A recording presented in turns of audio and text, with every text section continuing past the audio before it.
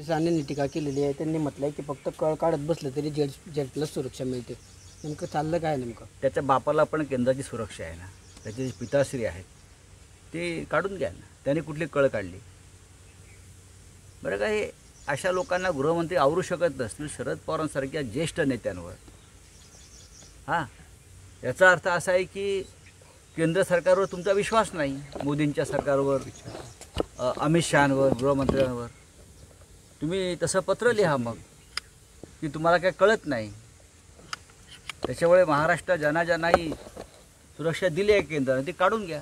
त्याने पत्र लिहा हवं आहे आणि अमित शहाना पत्र लिहावं की तुम्हाला काय कळत नाही, तुम्ही मूर्खात, तुम्ही कोणालाही सुरक्षा देत आहे. शरद पवारांसारख्या नेत्यांवर तुम्ही अशा प्रकारची भाषा करता आणि देवेंद्र फडणवीस राज्याचे मुख्यमंत्री तोंड शिवून बसलेले आहेत. सर, रेखा सकटच्या आश्रमातून 2 महिलांना सुटका मिळालेली आहे सेक्स स्कॅन्डलच्या संदर्भात.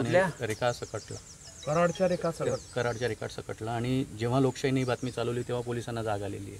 हो आहे ना, हे महाराष्ट्रात अशा घटना घडत आहेत आणि मुख्यमंत्र्यांकडे त्याची माहिती नाही.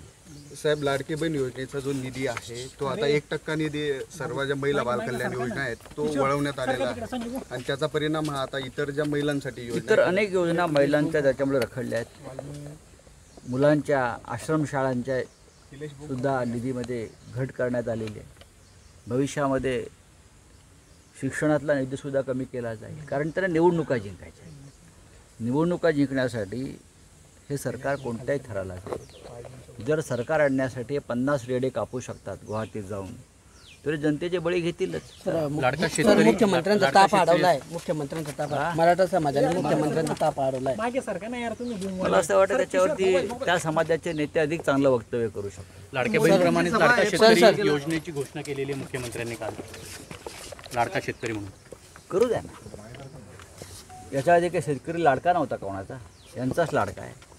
त्याने खरं म्हणजे लाडका गद्दार ही योजना आणली पाहिजे. लाडका गद्दार, लाडका बेईमान या योजनेची गरज आहे.